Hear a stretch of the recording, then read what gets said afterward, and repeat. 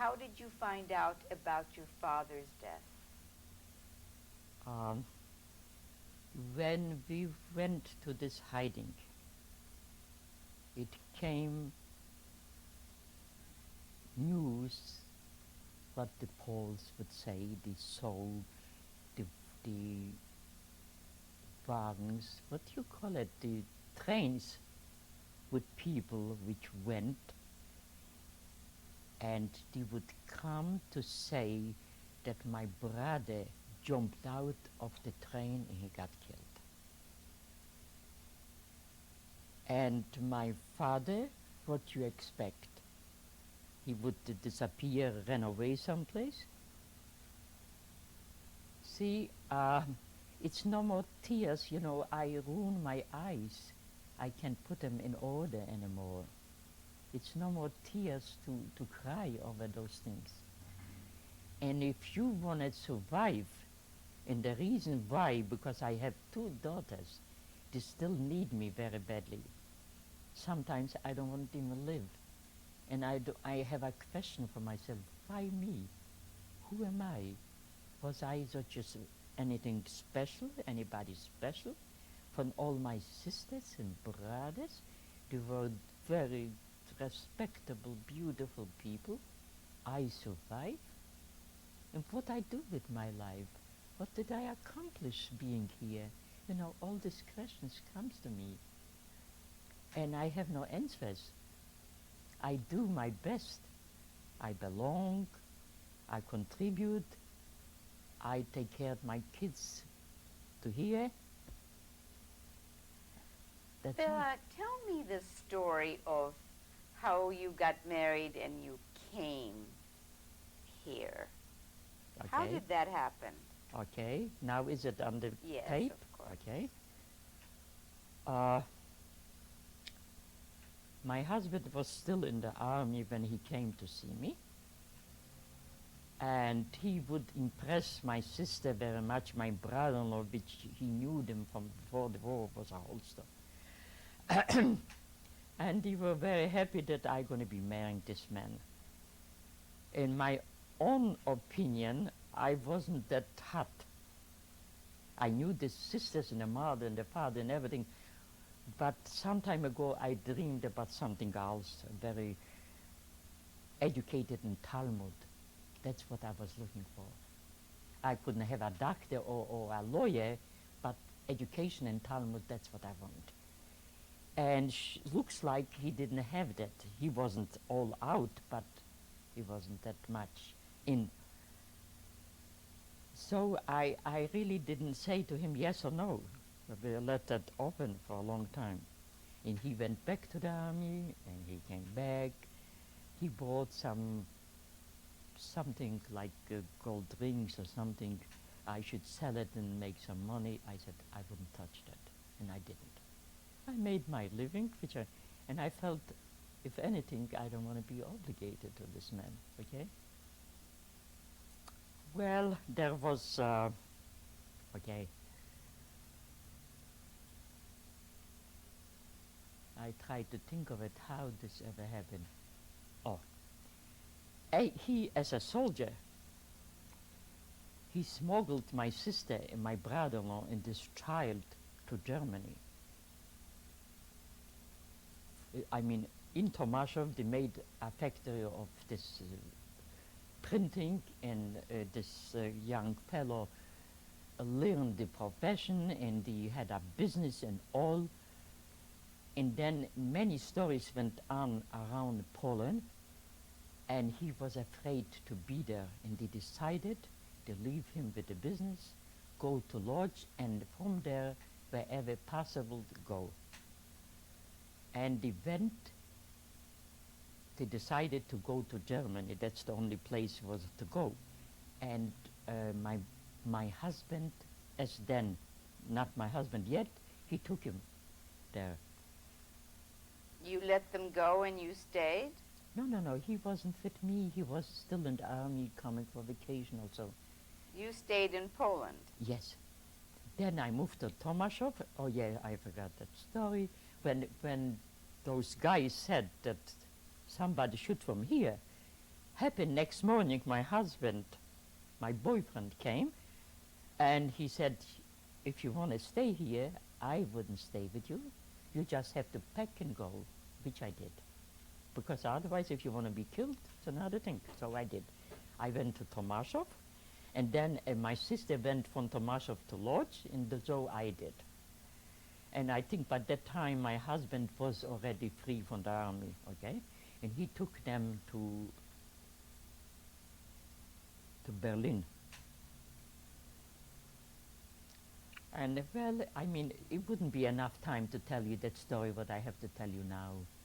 Oh, what is louder, louder, louder? How this was? Yeah, and from Berlin, they went to Salzheim. My sister, okay.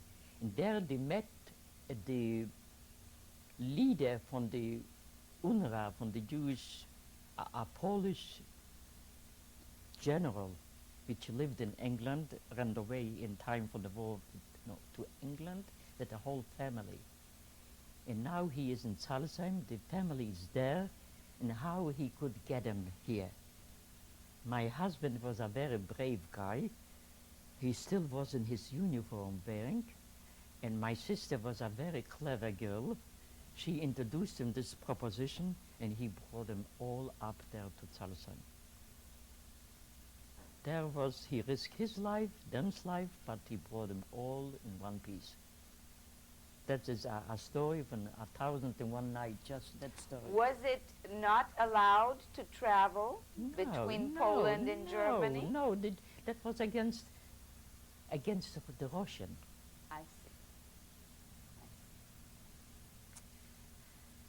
I see. As a Polish general. So you finally decided to marry him? Since he went through all this Gehenna, how do you tell it in English, and he came to Berlin, I thought, I couldn't do otherwise. You felt obligated to marry him? Yes, I felt like. He dedicated me. He did all this because of me. Ah. How could I be so mean? So I decided to marry him. And we were there in Berlin for a while, and we went to Salzheim, and there my sister got prepared a little wedding for us with nothing, because I didn't have a wedding dress or whatever, no, and we got married, okay? And after that, my husband went into business, into diamond business. He sounds like a very handy fellow. Very much so, yes. And he was buying in this Frankfurt, that area, and they took it to Berlin, where the Russian mission was, Missia. And that's how they did for a while, and we didn't want to be in Germany, and I couldn't stand being there. And between time I got pregnant and got a baby. And when the baby was like a year old, we had papers from this Polish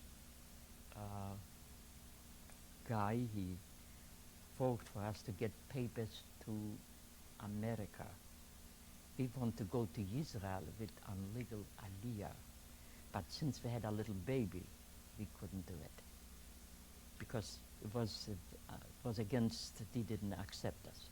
So we felt we're going to come to the United States, and from here we go to Israel. Did you? Never happened. We went for trips, but it never happened. Okay? So when we came here, it was very hard, especially when you have a baby.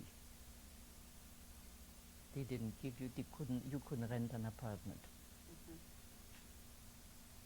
So we got one room where we lived and slept, and we had our baby.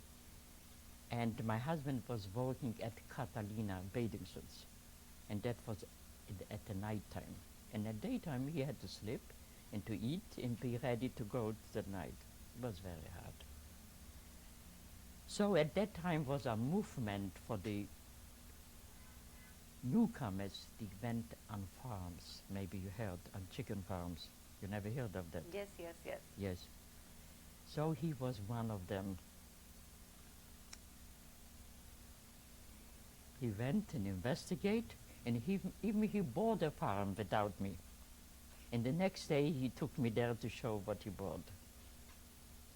And I said, good luck to you and to us. I didn't accept it. I mean, I did accept it, Yeah. but I wasn't ready for it. So we lived there for 25 years. Where was it? Fontana, Montana. yeah, in the Orange County, I think it is. San Bernardino County, I think. It was a very hard life, something you don't know nothing about it. We were successful, but the business was very bad. We barely could make a living for a long, long time. Okay? We raised our kids, and then there I got another. And then in between time, actually after this first baby, when we came to this country and we went to the farm, I got problems with a kidney. And I went to a very good doctor, and he said that I have this, that there is a stone in the kidney because I was laying in the water for 2 years. And I went to have this surgery done, and they removed the kidney. And I asked the doctor why. Dr. Kutzman, the biggest doctor in I think in the world really, that was in Sinai, Cides of Lebanon hospital. He said because the stone damaged so much the kidney, it has to be removed. So, and after that, I got pregnant, and I was worrying with one kidney, can I do it or whatever? But the doctor said it's okay, and I got a beautiful baby, another girl.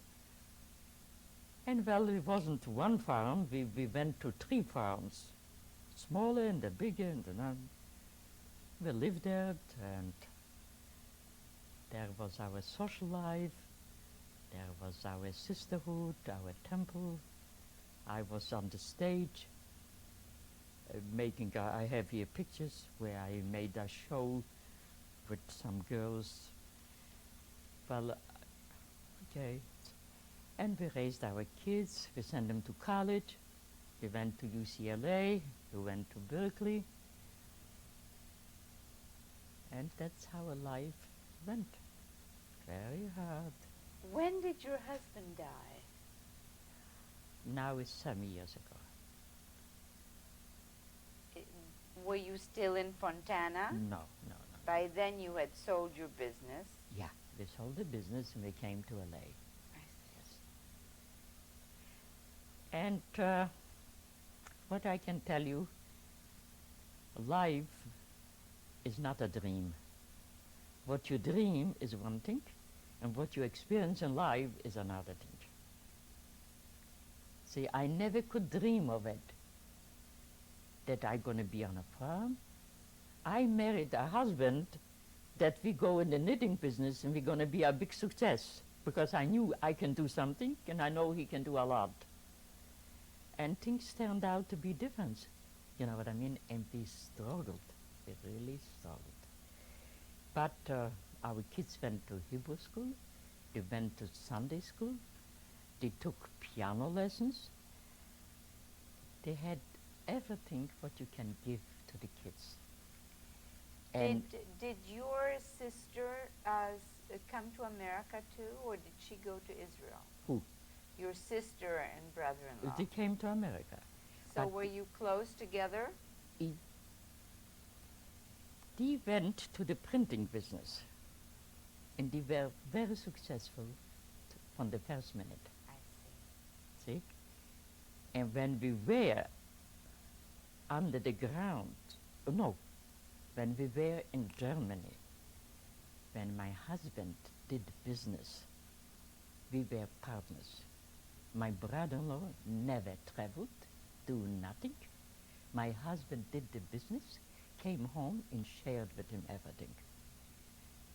And he would say, if we come in the world and anything, what thing gonna be better, we're gonna share it.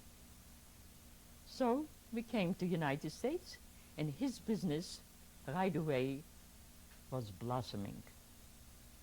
Ours didn't. They didn't share with us nothing.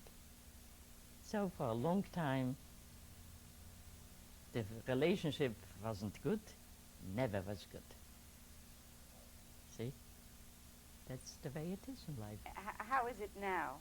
Okay, okay, my brother-in-law died. My sister now has Alzheimer's disease. She had this only son, which become now very religious. His wife is very religious. They have 5 children. A week ago, I was at the bar mitzvah of the second boy. We are in the best relationship. This has nothing to do with the parents. You know what I mean? And that's how life is. And my kids, my younger one, they both went to college. They went to Berkeley College. See, in my dreams, I would send my kids to the yeshiva, in my estimation. And they would marry off beautiful Hasidic boys. But instead, you know, when you go to Berkeley, you don't marry a Hasidic boy. Are you close to the boy your sister's son? Yes, very Have close. you always been close to him? I beg your pardon? Have you always been close to that Yes, boy? yes. I always encourage my husband. This kid has nothing to do with the parents. Whatever move, wherever he did, we were with him. In fact, he had a little difficulties with his mother when his father passed away. We were with him. And now he struggled a time, and I was with him. See? Bella, what about your daughters? Let's finish it off by talking about your Okay. daughters. For a while, I would say now I am with the Chabad. The rabbi lives in this building. The lady which called was the rabbi's wife. And I have very good relationship with them because that's what is near to my heart. Okay?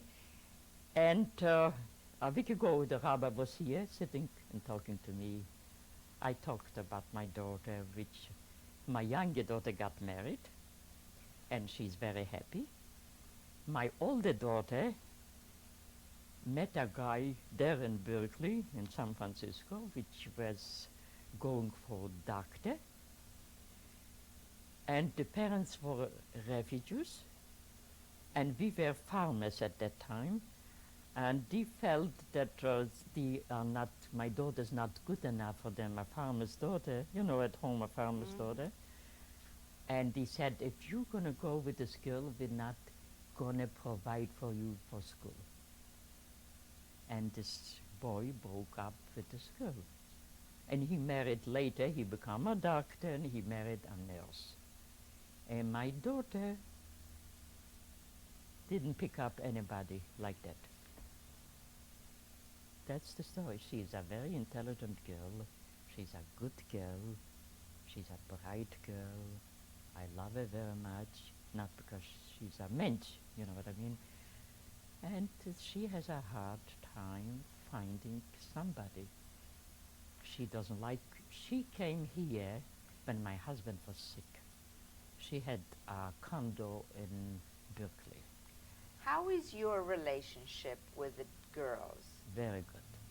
Top. Top.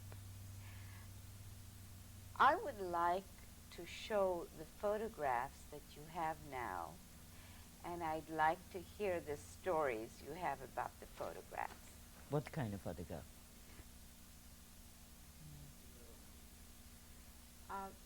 Bella, will you introduce your daughter? Yes, that's my daughter Lily. And is she the older or the younger? She's the older. She's the older. Lily, I'd just like to ask you what it's been like for you being second generation, having parents who went through all that stuff in the war. Did they tell you about it, and how was your life different from other people's lives because they were survivors?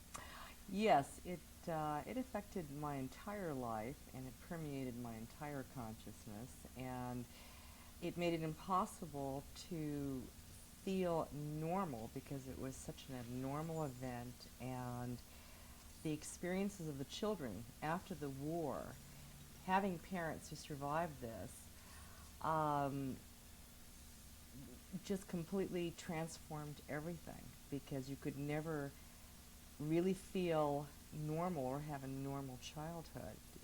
Everything was tainted by that experience, and it affected the way I looked at everything afterwards and my perceptions as a child of reality, of what life is about, because that was such an overwhelming event. It was the entire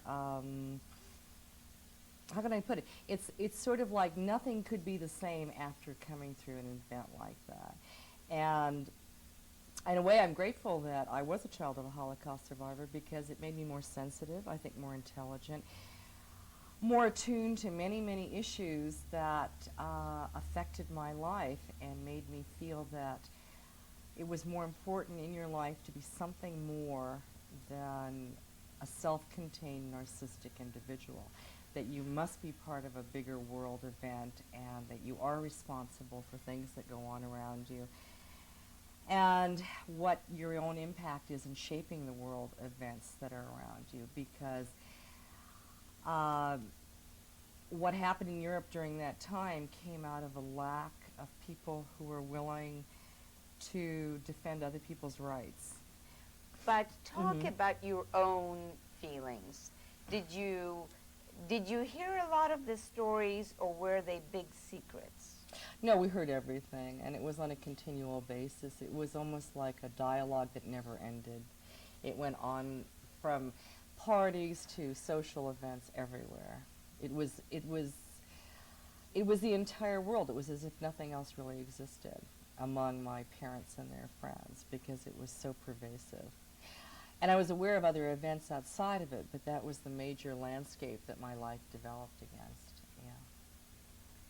Thank you very much. That was good. That was good.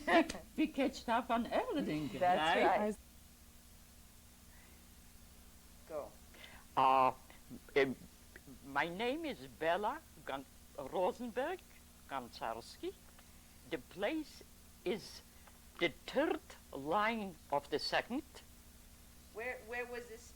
And this was happened in Opočno, Poland.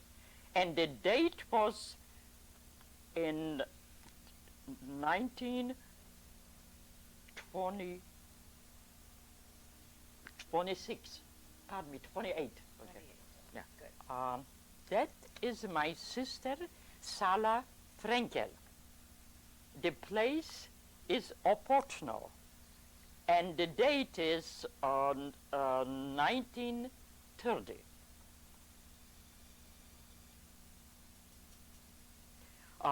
That is my sister, Sarah Frenkel, with her son, Herschel Frenkel. And the date, the place is in Lodz, and the date is in year 1935.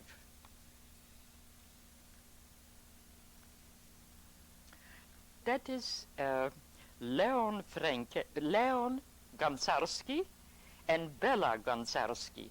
It is my husband and me. And the place is in Germany. And the time is 1946. Yes, on the right is my father, Moses Moshe Rosenberg, and the picture is done in year 1938. In Poland. In Poland, in Czechocinek.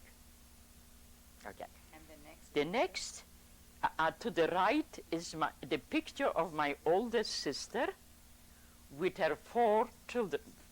The name of them is Orbach, with 4 children. And the next is my next sister, Naha, with her little boy.